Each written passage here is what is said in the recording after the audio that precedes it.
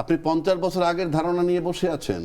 একজন কৃষক তার ছেলেকে পাঠায় ঢাকার ইউনিভার্সিটিতে পড়তে কিংবা বুয়েটে পড়তে।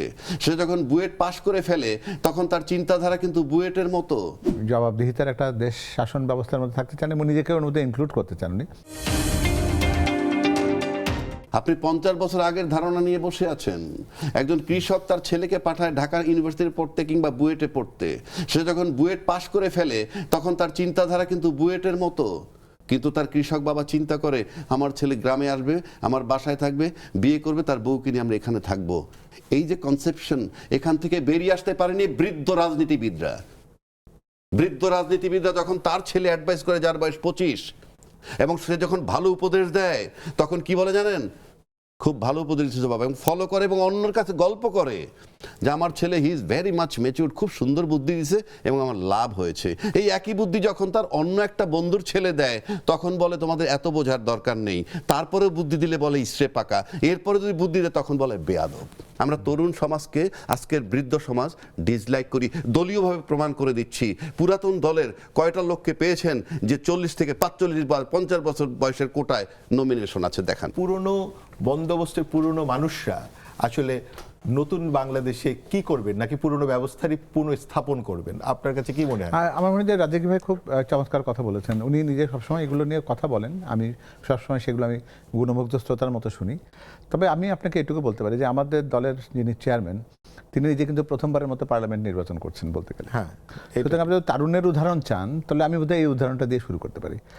আর প্রায় 85 জন প্রার্থী আছেন যারা কখনোই সংসদ নির্বাচনের আগে করেননি, আমার দলের থেকে এই মনোনয়নটা দেওয়া হয়েছে। এখানে গুরুত্বপূর্ণ যেটা জিনিস সেটা হচ্ছে তারুণ্যের ভাষা বোঝার দরকার আছে।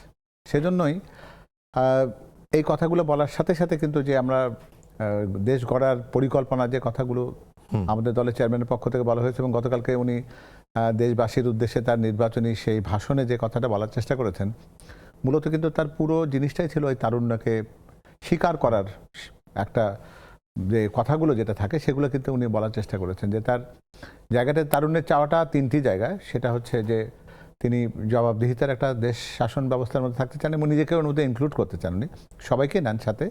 সুশাসন এবং শাসন বলতে গেলে কিন্তু সাথে সাথে অনেকগুলো কথা চলে আসে। আপনি দুর্নীতির কথা বলবেন, আপনি সকল ক্ষেত্রে আইনের শাসনের কথা বলবেন, সব কিছু মিলিয়ে। এরপরে যেটা আছে তারুণ্য চাই কি, তারুণ্য কিন্তু এই যে কথাটি উনি বলছিলেন যে একটা রিক্সা শ্রমিক তিনি প্রাণ দিয়েছেন, তিনি কিন্তু একটা পরিবর্তনের প্রত্যাশা থেকে কিন্তু প্রাণটা দিয়েছেন। সেই প্রত্যাশার জায়গায় যদি অ্যাড্রেস করতে আমরা না পারি তাহলে কিন্তু সেই রক্তের সাথে বেইমানি করা হবে। আর সেটা যদি আমরা করতে না চাই তাহলে কিন্তু এই তারুণ্যকে কিন্তু আপনাকে অগ্রাধিকার দিতেই হবে। তার কথা শুনতে হবে। যে নারীকে অবরুদ্ধ করবার চেষ্টা হচ্ছে তার পাশে দাঁড়াতে হবে, বলতে হবে যে না, নারী পুরুষের ভিত্তিতে তোমাকে বিবেচনা করছি না, বাংলাদেশের কিন্তু নাগরিক হিসেবে তোমার যে অধিকার আছে তুমি সেটাই পাচ্ছ, তোমাকে কিন্তু আলাদা করে কেউ নারী বলে প্রোটেকশন দিচ্ছে এই ধারণার বাইরে যেতে হবে।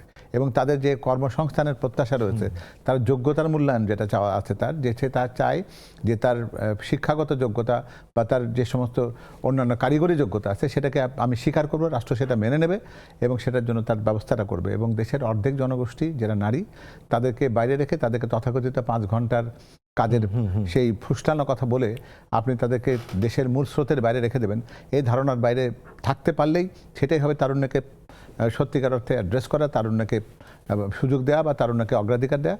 আমার দলের পক্ষ থেকে জনাব তারেক রহমান সেই কাজটি করার চেষ্টা করেছেন।